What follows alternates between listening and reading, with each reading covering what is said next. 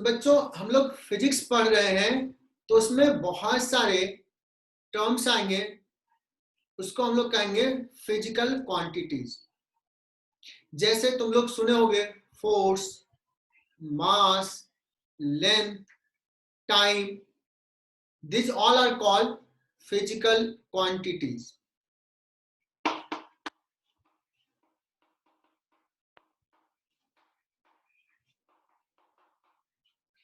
बच्चों ये physical quantity को ब्रॉड सेंस में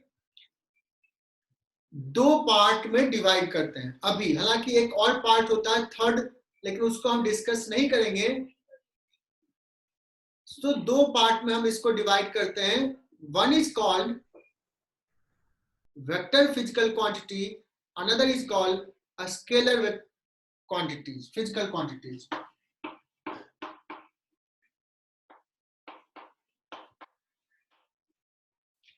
और इतना डेफिनेशन बच्चे सारे जान के आते हैं, पढ़ के आते हैं, सुन लिए होते हैं कि वेक्टर किसको बोलते हैं।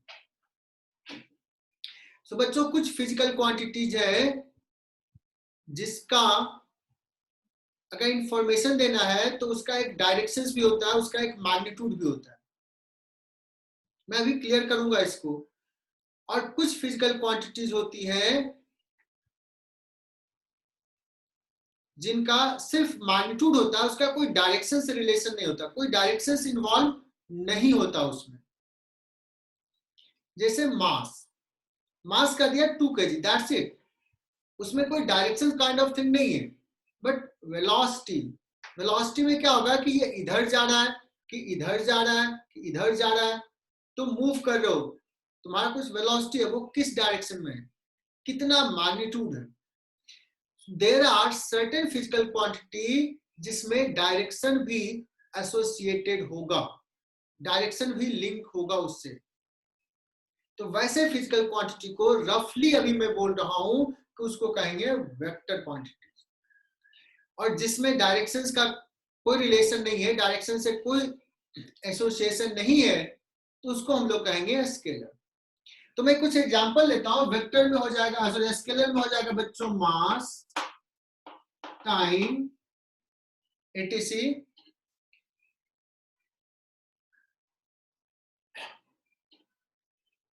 प्रिया पाटिल तुम्हारा भी दिखा रहा है ज्वाइनिंग, तुम तो ज्वाइन किए हुए हो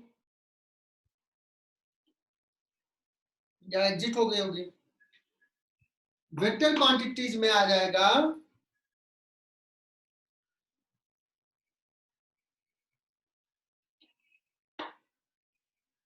अभी एग्जांपल लिया फोर्स, वेलोसिटी, और भी बहुत सारे टर्म्स आए है ना।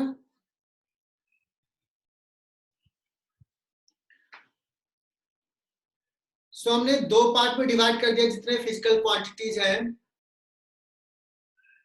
ओके, हालांकि एक और टर्म होता है, एक और थर्ड टाइप का होता है जिसका जो सिलेबस में नहीं है, बट बोलने के लिए मैं बोल देता हूं क्योंकि कभी कुछ बच्चे देख लिए बुक में लिखा हुआ, तो तुम्हें लिखने की भी जरूरत नहीं है, तुम सिर्फ सुन लो। There is a third quantity called tensor. So आधा प्रॉपर्टी इसका, आधा प्रॉपर्टी इसका होता है, उसको बोलते हैं। मेडिकल में क्या होता है कि कभी कभी आउट ऑफ सिलेबस भी चीजें पूछ लेती है सीबीएसई वाले, नीट वाले, इसलिए मैंने बोल दिया there is a third quantity जिसमें कुछ प्रॉपर्टी इसका, कुछ प्रॉपर्टी इसका, that is called tensor. But इतना सुन लो, आगे सुनने की जरूरत नहीं है, तो मैं मिटा भी देता हूं यहां से, साइड में कोने में लिख सकते हो टेंसर। बट अभी हमारा फोकस इन दोनों पे है। रफली हमने बोला जिसमें मैग्नीट्यूड और डायरेक्शन है। मैं समझाता हूं बच्चों।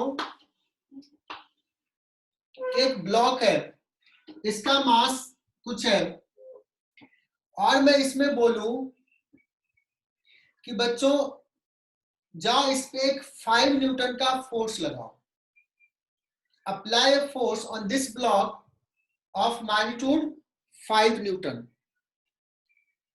तो एक बच्चा गया, उसने 5 न्यूटन का इधर फोर्स लगाया, ऐसे पुश कर दिया। दूसरा बच्चा गया, उसने 5 न्यूटन इधर लगाया। तीसरा बच्चा गया, उसने 5 न्यूटन का इधर लगाया, ऐसे पुश किया।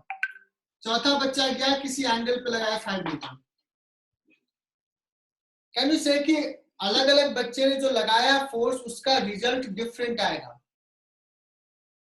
इसके कारण ये इधर मूव करेगा, इसके कारण अगर ऐसे सरफेस पर रखा हुआ है तो मूव ही नहीं करेगा।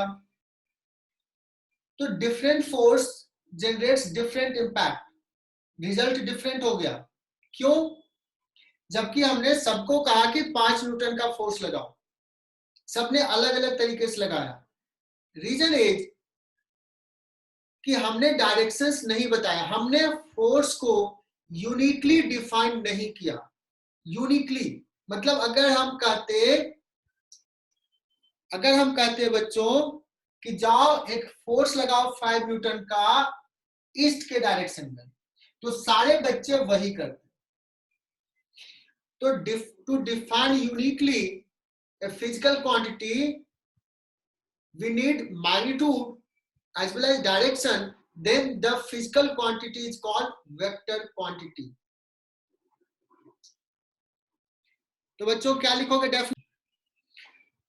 सो अगर कोई फिजिकल क्वांटिटी में डायरेक्शन भी एसोसिएटेड है मैग्नीट्यूड के साथ साथ, तो उसको कहेंगे वेक्टर क्वांटिटी।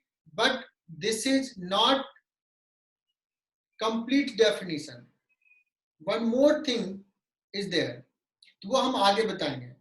तो सिर्फ लिख लेना है कि मैग्नीट्यूड और डायरेक्शन हो, तो ये कंप्लीट डेफिनेशन नहीं है।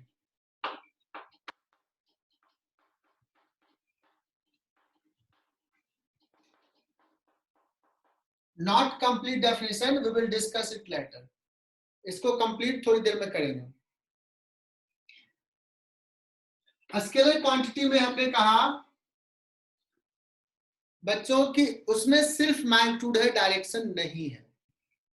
ठीक है सर, फिजिकल क्वांटिटी में जिसमें डायरेक्शन है उसको वेक्टर कह दिया। तो अब क्या करना है ना? अगर हम स्केलर क्वांटिटी की बात करें तो अगर एक ब्लॉक है जिसका मास तुम्हारा 5 kg है, एक दूसरा ब्लॉक है जिसका मास m2 = 4 kg है, मैं पूछूं what is the total mass, मैं पूछूं कि टोटल मास कितना है, तो तुम कहोगे सिंपल, कितना है? 9 kg।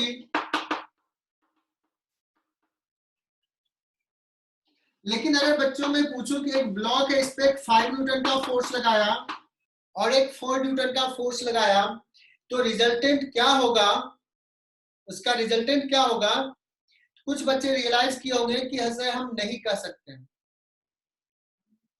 एक 5 न्यूटन का फोर्स लगाया, एक 4 न्यूटन का इधर लगाया। तुम लोग सारे ब्रिलियंट बच्चे हो, बताओ अभी रिजल्टेंट क्या होगा?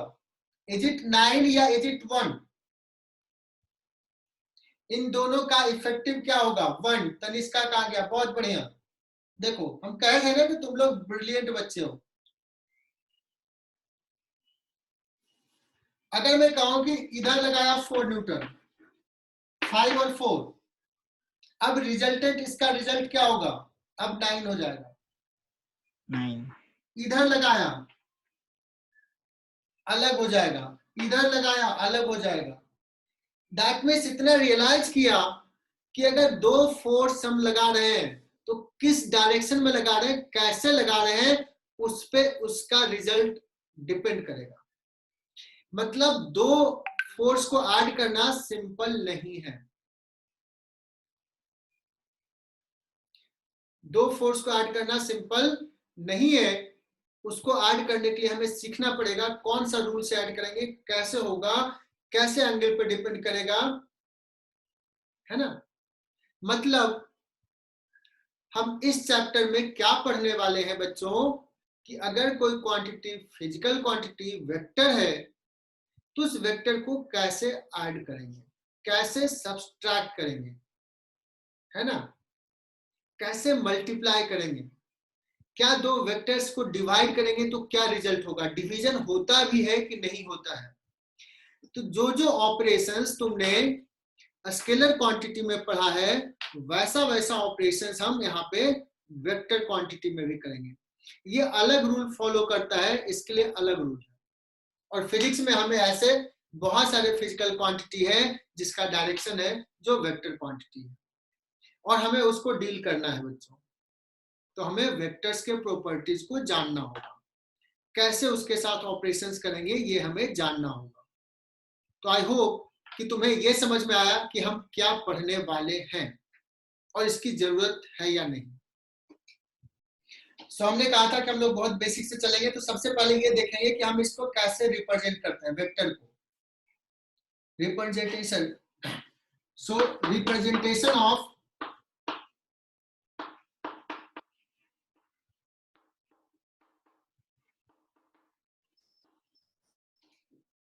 मतलब कोई क्वांटिटी वेक्टर क्वांटिटी है तो क्या उसको कुछ स्पेशल नोटेशंस है क्या? जैसे मान लो कि एक वेक्टर क्वांटिटी है फोर्स एफ, तो ये एक वेक्टर है, इसके साथ एक डायरेक्शन एसोसिएटेड है, इसलिए हम इसको ऐसे रिप्रेजेंट करते हैं, एरो दे दिए हेड पे। तो ये एरो सिर्फ ये बता रहा है बच्चों कि इस फिजिकल क्वांटिटी के साथ एक डायरेक्शन एसोसिएटेड है, बट ये नहीं बता रहा है कि डायरेक्शन कौन सा है। इसलिए हमेशा ऐसे देते हैं, अगर कोई इधर भी फोर्स है इधर भी फोर्स है तो हम ऐसे नहीं लिखेंगे, ऐसे नहीं लिखेंगे या ऐसे नहीं लिखेंगे। ओके, कैपिटल लेटर या small letter followed by arrow, arrow on its head.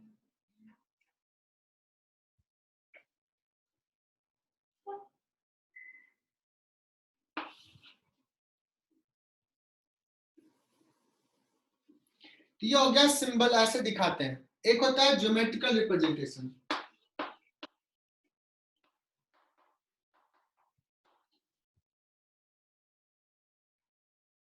या ग्राफिकल रिप्रेजेंटेशन भी बोल सकते हैं। ज्योमेट्रिकल रिप्रेजेंटेशन में क्या होगा बच्चों, इसमें हम वेक्टर्स को रिप्रेजेंट करें तो हमें डायरेक्शंस भी दिखाना होता है और मैग्नीट्यूड के बारे में भी बताना होता है। तो मान लो कि एक वेक्टर है जो इस डायरेक्शन में है, so we will draw a straight line and एक एरो पुट करेंगे टू शो इट्स डायरेक्शन। इधर है तो यहां पे एरो पुट करेंगे, है ना। This is called tail of the vector, और इस पॉइंट को बोलते हैं head of the vector.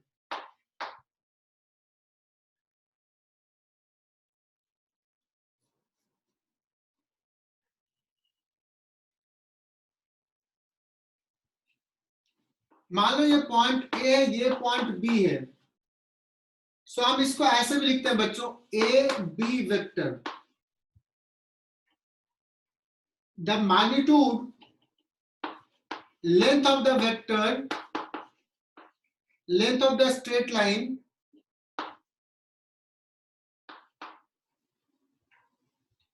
length represents magnitude and arrow represents direction। अगर कोई कहे कि एक वेक्टर है इस डायरेक्शन में, नीचे एक डायरेक्शन में, तो ऐसे ड्रॉ किया, डायरेक्शंस नीचे है तो यहां पुट करेंगे। तो अगर ये वेक्टर रिप्रेजेंटेड है ऐसे, तो ये मैग्नीट्यूड जितना ज्यादा होगा उसका लेंथ उसके प्रोपोर्शनल में उतना बड़ा रखेंगे। बट ये स्केलिंग नहीं कर सकते हैं, जस्ट हम सिंबल ड्रॉ करते हैं, कंपेयर कर सकते हैं।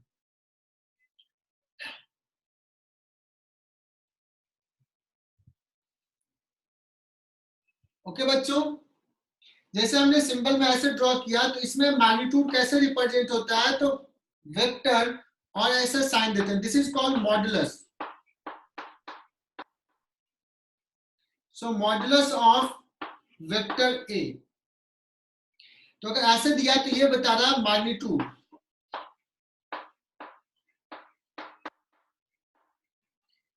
This is the way to represent magnitude. कोई कहेगा सर ये बड़ा टाइम लगता है, ये कुछ लेजी लोग होते हैं, तुम लोग में से कुछ बच्चे होंगे लेजी, तो उसके लिए क्या करता हूं कि ये सिंपली अगर ए लिख दिया, so this is also represents magnitude, vector sign हटा दिया। कुछ फॉरेन ऑथर, अगर किसी को मन है कि फॉरेन ऑथर की बुक पढ़नी है, तो उसमें ये वेक्टर साइन नहीं दे करके वो क्या करते हैं, ये बोल्ड में लिख देते हैं। मतलब बोल्ड का मतलब ये मैं रिपीट कर रहा हूं ऐसे, है ना, कंट्रोल भी मारते हो ना टाइपिंग में, तो ये हो गया वेक्टर, और नॉर्मल लिखा तो ये हो गया scalar. Some foreign book follow this convention also. हालांकि तुम लोग पढ़ोगे नहीं फॉरेन बुक्स, बहुत अच्छा लिखा रहता है। इंडियन ऑथर में सब लोग यही कन्वेंशन फॉलो करते हैं, arrow.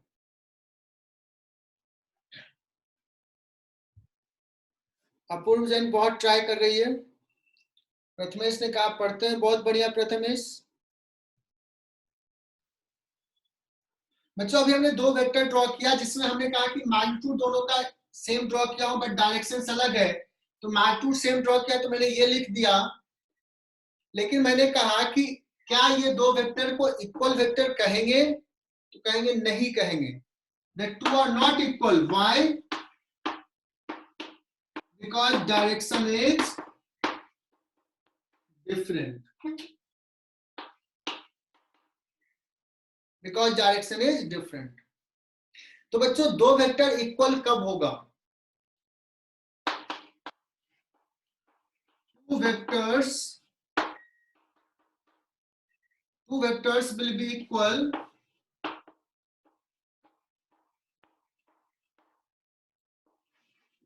only if their magnitude as well as direction are same. Am I correct बच्चों? यहां तक नोट डाउन करो। अभी हमने तीन वेक्टर्स ड्रॉ किए हैं और तीनों का मैग्नीट्यूड इक्वल है। मैग्नीट्यूड इक्वल का मतलब A equal to B equal to C है, या इसी को ऐसे लिखते हैं।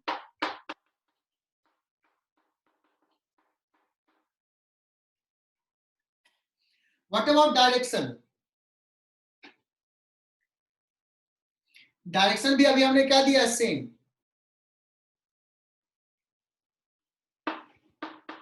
Directions are also same, magnitude भी same. So what we can say, A is equal to B equal to C.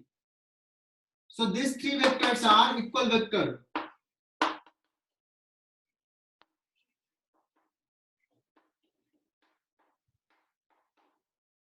These three vectors are equal vectors. यहां तक नोट डाउन करो बच्चों। मैं ये बता रहा हूं कि पैरेलल शिफ्टिंग ऑफ वेक्टर्स, अगर एक वेक्टर ऐसा है इसको पैरेलल शिफ्ट किया तो डायरेक्शन वही रह गया, वही वेक्टर है, मैग्नीट्यूड वही है, डायरेक्शन भी वही रह गया, तो वेक्टर चेंज नहीं हुआ। So we can shift parallelly और we can push forward, we can pull down backward without changing direction, then the new vector will remain same as the old vector. Vector will not change. तो मैंने यहां पे लिख दिया है। I hope कि ये क्लियर हो गया होगा। सो बच्चों इस चैप्टर में जो हम वेक्टर डील करेंगे, इसमें वेक्टर लोकलाइज नहीं है। हम वेक्टर्स को आगे पीछे ऊपर नीचे साइड में ऐसे शिफ्ट कर सकते हैं, हमें जैसा जरूरत पड़े we can do that for this operation जो हम लोग पढ़ेंगे, है ना। तो वेक्टर चैप्टर में ये कर सकते हैं, उसको बोलते हैं पैरेलल शिफ्टिंग। शिफ्ट किया विदाउट चेंजिंग डायरेक्शन, ठीक है। बट कोई कहेगा कि सर एक काम करते हैं, आप शिफ्ट कर दिए लेकिन मुझे मन कर रहा है ना कि इसको रोटेट कर देते हैं।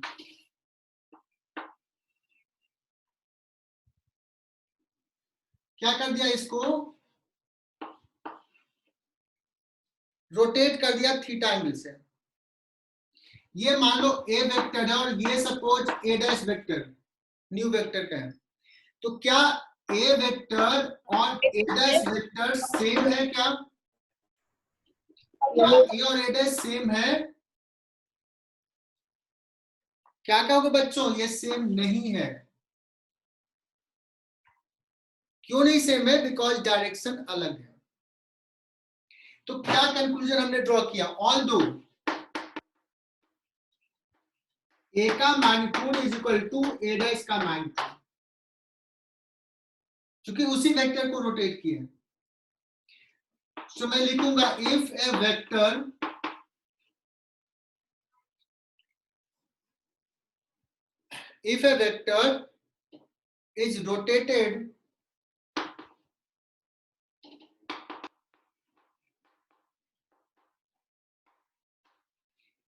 is rotated by some angle, then we get new vector which is different from original vector. Original का मतलब या स्टार्टिंग का वेक्टर।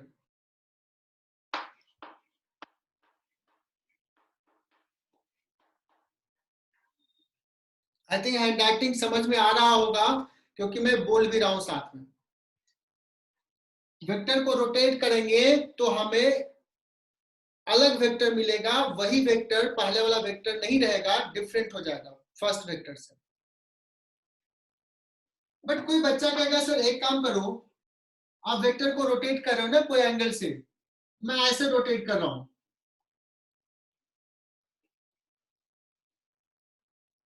कितना से? 360 डिग्री से। अब बताओ कि सर वो वेक्टर नया वेक्टर होगा या सेम वेक्टर रह जाएगा?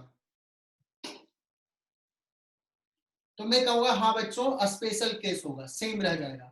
तो if theta is equal to 360 degree, 360 degree को क्या बोलते हैं? 2 पाई रेडियन या सिंपली 2 पाई, नहीं कुछ दिया है तो रेडियन है। 2 पाई से रोटेट करेंगे तो प्रथमेश ने कहा कि सर वेक्टर सेम रह जाएगा। लोकेशा बोलेगी कि सर 2 पाई की जगह अगर हम 4 पाई से करें तो मैं बोलूंगा तब भी सेम रह जाएगा। 6 पाई से करें तो भी सेम। एक rotation, 2 rotation, 3 rotation, that means 360 into n कहो या n इंटू 2 पाई कहो, n into 2 pi, then vector will remain same, it will not change, because घूम के आ गया, फिर से वापस उसी लाइन पे आ गया, वही डायरेक्शन रह गया। आई होप कि ये क्लियर हो गया बच्चों।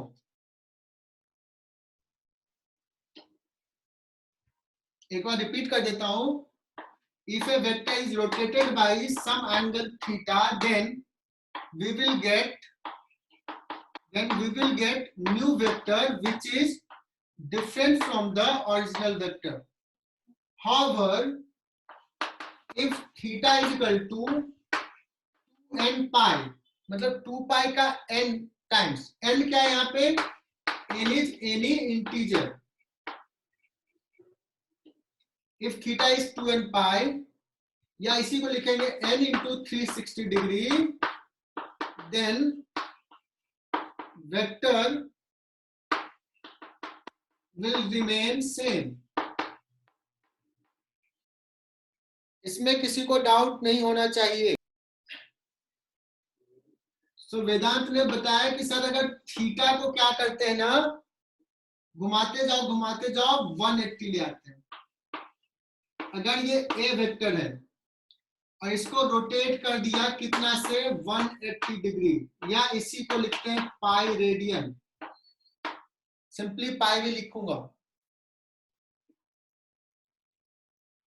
तो ये वेक्टर जो है वो सेम वेक्टर नहीं रहेगा, डिफरेंट रहेगा। ये a dash is a different vector, but थोड़ा सा कुछ स्पेशलिटी है। a डैश का डायरेक्शन a के जस्ट अपोजिट है, जस्ट अपोजिट, मतलब जैसा a है उसके अपोजिट है, इसलिए इसको लिखते हैं, इसको बोलते हैं अपोजिट वेक्टर ऑफ a। इसको बोलेंगे opposite vector of a and we can denote it by -a। So इसको क्या कहेंगे?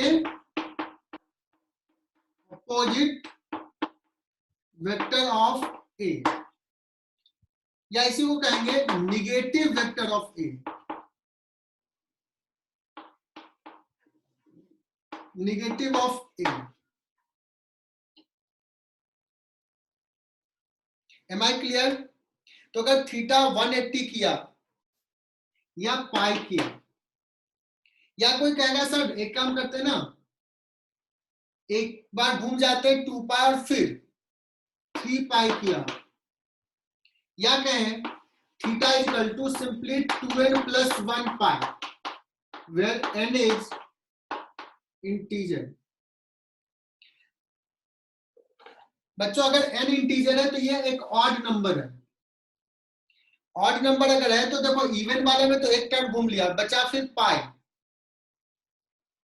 तो 3 पाई हो या 3 पाई हो या 5 पाई हो, मतलब ऑड मल्टीपल ऑफ पाई है, तो we will get negative vector of a minus a vector and we represent it like this। अगर इसको a कहेंगे तो इसको माइनस a कहेंगे। इसको अगर मान लो b कहा, if this is b, so this can be said minus b। am I correct बच्चों? यहां तक क्लियर है? ओंकार ने कहा यस सर। रिवर्स वेक्टर भी कह सकते हैं मन किया तो। नेक्स्ट कॉन्सेप्ट है एंगल बिटवीन टू वेक्टर।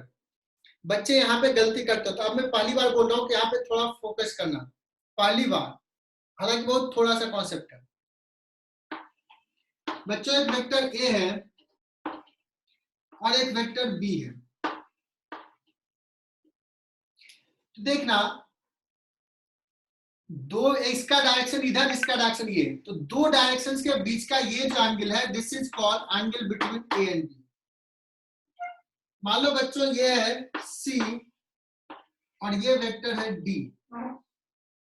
देखना एक का डायरेक्शन इधर, एक का डायरेक्शन इधर, ये जो एंगल है सपोज इसको 5 बोलूं, so 5 is angle between C vector and D vector. कोई बच्चा कहेगा सर आपने ये एंगल कहा, ये भी तो एंगल है। सो बच्चों मैं यही पॉइंट बताना चाह रहा हूं कि दो वेक्टर के बीच में हमेशा दो एंगल होगा, एक होगा मोर देन 80 और एक होगा लेस देन इक्वल टू 180, है ना? जैसे ये है तो ये तो इधर से भी 180, इधर से भी 180। सो एंगल अब किसको कहूंगा मैं? इसको कहूं दो वेक्टर के बीच का एंगल या इसको? So angle between two vector जो कन्वेंशन लिया गया है वो कन्वेंशन है लेस देन इक्वल टू 180 वाला जो एंगल होगा उसी को कहेंगे। और एक कुछ जगह पे मुझे एक्सप्लेन करने में कॉन्सेप्ट बता, कभी कुछ बच्चा कभी कोई डाउट्स मुझे क्लियर करने के लिए इसकी जरूरत पड़ती है। सो दो वेक्टर्स के बीच का एंगल हम क्या कहेंगे बच्चों? लेस देन इक्वल टू 180 वाला जो एंगल रहेगा उसी को कहेंगे, मतलब इसको कहेंगे, इसको नहीं कहेंगे। हालांकि कोई फ्री है ये बोलने के लिए कि ये डी वेक्टर ए से सी से क्लॉकवाइज डायरेक्शन में इतना एंगल बना रहा है। अगर वो ऐसे एक्सप्लेन कर रहा है तो दैट्स गुड, कर सकता है वो, लेकिन ये नहीं कहेगा कि इसके बीच में ये एंगल है। कोई इसको कह सकता है कि सी से क्लॉकवाइज में इतना एंगल है या सी से एंटी क्लॉकवाइज में इतना एंगल है, दोनों वे से कह सकता है। आई होप कि मैंने समझा दिया तुम्हें। अब तुम लोगों ने एक चीज गौर किया होगा कि जब दो वेक्टर्स के बीच का एंगल देखें तो दोनों के टेल को एक साथ रखा हूं, सबसे इंपॉर्टेंट पॉइंट, दोनों के टेल को एक साथ रखा।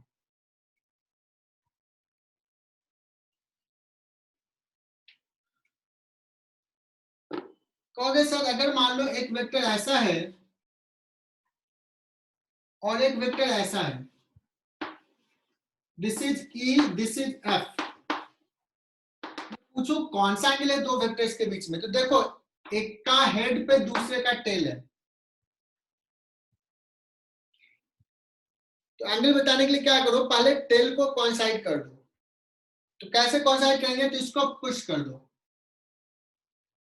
अगर इसको पुश कर दिए तो अब ये वेक्टर ऐसे आ जाएगा, ई वाला।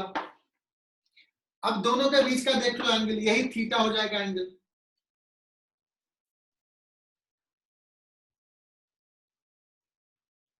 महक एंड अपूर्वा बहुत देर से ट्राई दोनों कर रहे हैं बट ज्वाइन नहीं कर पा रहे हैं। अपूर्व भी नहीं ज्वाइन कर पाया। चलो, क्या कह रहा हूं मैं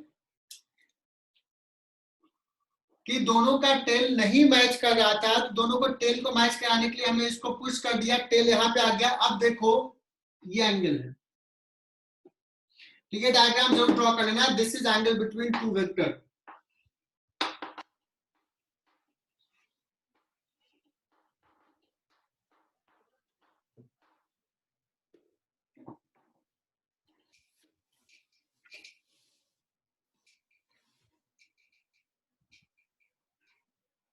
मैं एक सवाल देता हूं,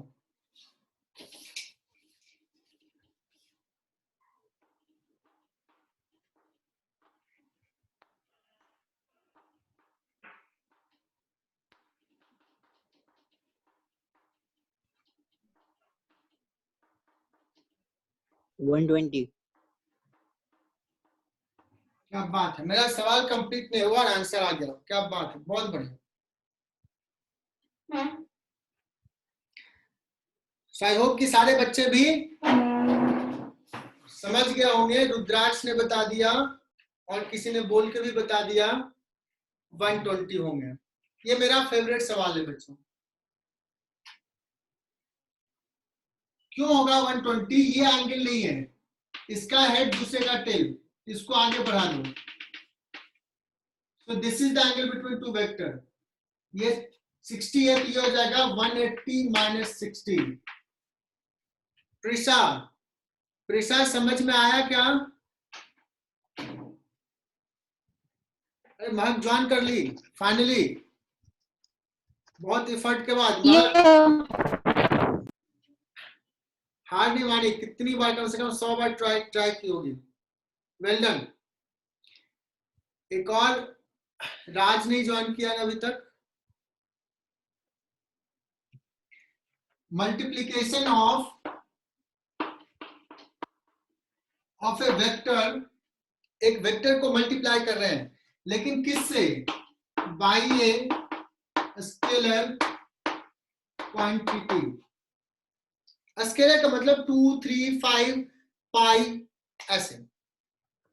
एक वेक्टर्स को मल्टीप्लाई करेंगे किसी स्केलर क्वांटिटी से, तो क्या रिप्रेजेंट करेगा, कैसे उसको लिखेंगे, रिजल्ट क्या होगा, वो डिस्कस करना है। So let's, this is a vector. मैं ए को 2 से मल्टीप्लाई करता हूं, 2a।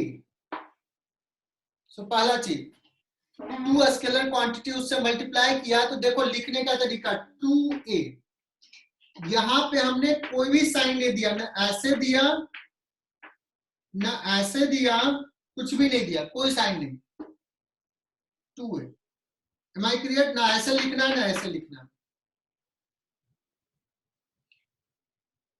जैसे मल्टीप्लीकेशन में क्या लिखते हो तुम, 3 इंटू 2, यहां पे ऐसे नहीं लिखना, ये साइन नहीं देना। सो दिस इज ए वेक्टर। अगर 2 से मल्टीप्लाई किया तो ये क्या हो जाएगा, एक वेक्टर होगा जिसका मैग्नीट्यूड ए के मैग्नीट्यूड से 2 टाइम्स होगा और डायरेक्शन ए के डायरेक्शन में होगा। अगर ग्राफिकली रिप्रेजेंट करें तो ऐसे, geometrically, this is geometrical representation. ये 2a वेक्टर है। बस हो गया थ्योरी। अब किसी से मैं पूछूं कि 3a वेक्टर ड्रॉ करो, 3a, तो क्या हो जाएगा, 3a ऐसा हो जाएगा। 3a मतलब ये जो वेक्टर है, 3a जो वेक्टर है उसका डायरेक्शन a के डायरेक्शन में है और उसका मैग्नीट्यूड a के मैग्नीट्यूड से 3 टाइम्स ज्यादा है। 3 से मल्टीप्लाई कर लिया। अब तुम लोग ब्रिलियंट हो बच्चों, मैं पूछूं बताओ 1/2a क्या होगा? तुम कहोगे सर क्या छोटी बात पूछते हो, छोटा 1/2a क्या होगा? इतना बड़ा है ए, तो इसका हाफ ड्रॉ करता है, हो गया, ये हो गया 1/2 है कि नहीं? इसका मैग्नीट्यूड इसके मैग्नीट्यूड का हाफ हो, 1/2 टाइम्स। अब बच्चों इसको कह सकते हैं कि ए वेक्टर को 1/2 से मल्टीप्लाई किया, या लोकेशा बोलेगी सर इसको ऐसे भी तो लिख सकते हैं, इसको हम ये भी बोल सकते हैं कि इस ए वेक्टर को 2 से डिवाइड कर दिया। सारे बच्चों को समझ में आया होगा। This can be said as कि ए को हाफ से मल्टीप्लाई किया, या तुम कह सकते हो ए को 2 से डिवाइड कर दिया। दैट मीन्स हमें division bye a scalar quantity अलग से पढ़ने की जरूरत नहीं है, उसी में इंक्लूड हो गया। Am I correct? Yes. क्या तुम लोग समझ पा रहे हो मुझे? आर यू गेटिंग में बच्चों? किससे मैं पूछूं?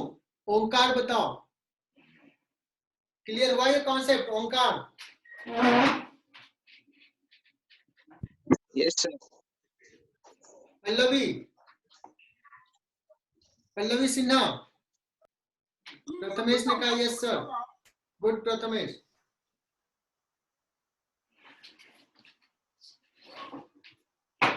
So this is a vector in direction of A and magnitude 1/2 times of magnitude of A.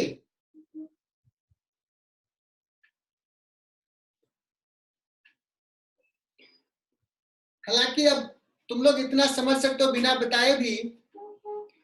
मेरा इंटरनेट कनेक्शन थोड़ा डाउन दिखा रहा है बच्चों, शायद हैंग करेगा किसी का।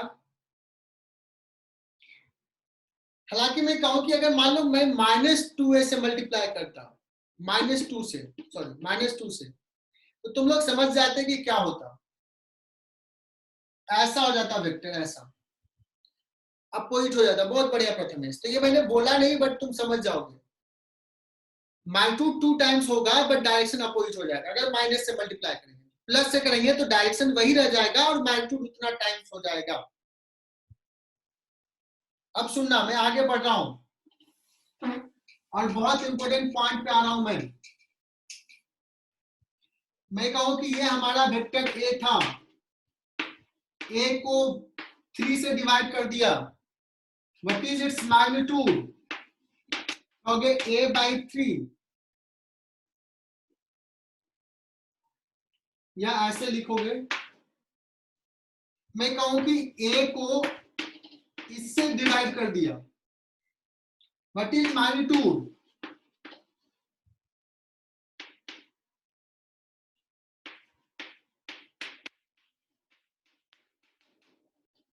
बच्चों बहुत इंपॉर्टेंट पॉइंट पे आ रहा हूं, आज का क्लास का सबसे इंपॉर्टेंट, इस पे कर रहा हूं मैं, फोकस करना है।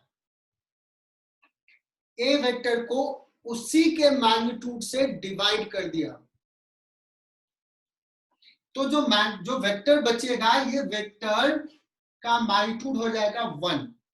बड़ा स्पेशल नंबर है, यूनिटरी मेथड तुम लोगों ने बचपन में पढ़ा है। सो ये एक वेक्टर होगा जिसका मैग्नीट्यूड 1 होगा, इसलिए इसको बोलेंगे बच्चों unit vector.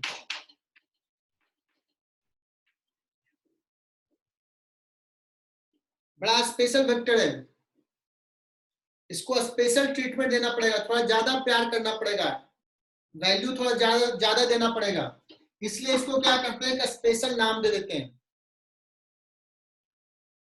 This is a unit vector. किस डायरेक्शन में यूनिट वेक्टर है? ए के डायरेक्शन में।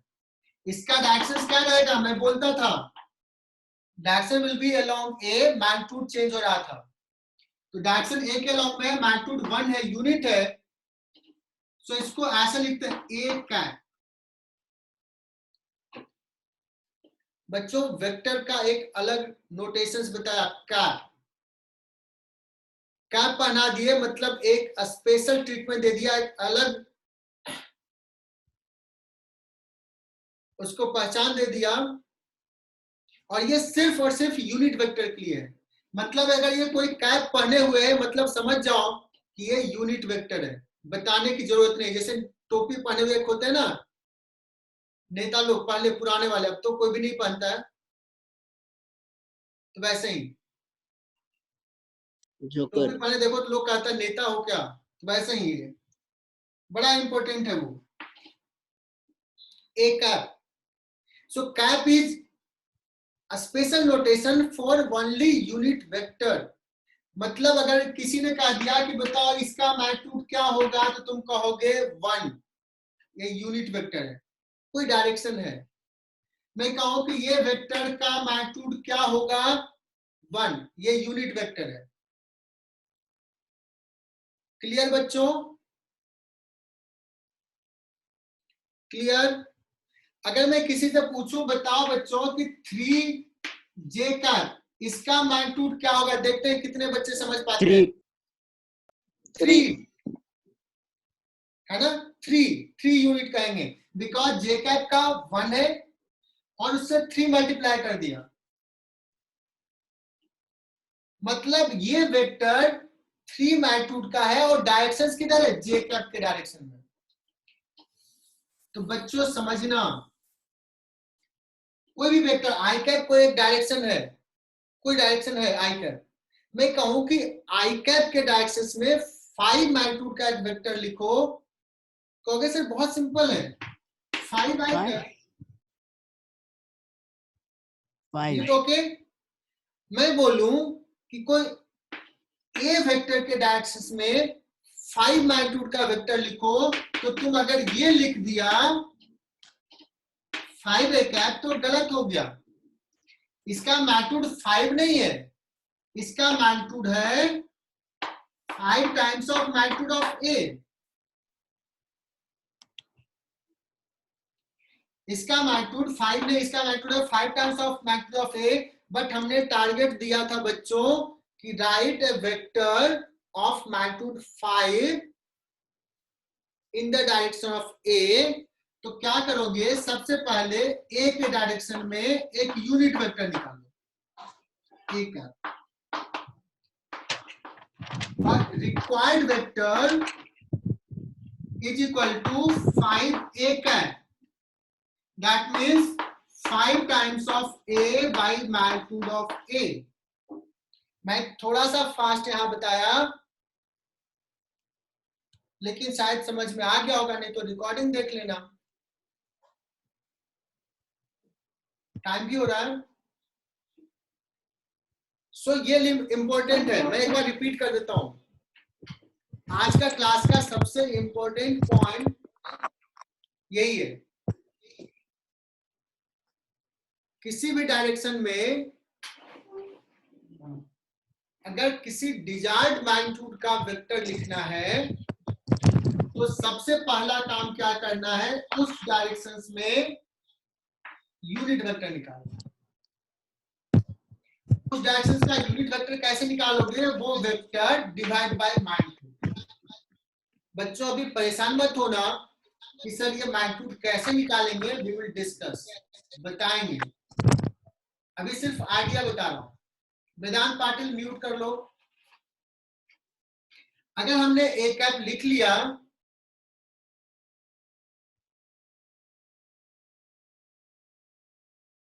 अगर हमने इसका यूनिट वेक्टर लिख लिया, अब अगर मैं कहूं कि 5 मैग्नीट्यूड का वेक्टर लिखना था, तो required vector will be 5 times of A का।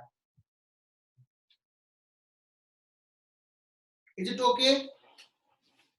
तो बच्चों आज का क्लास मैं यहीं पे फिनिश करता हूं।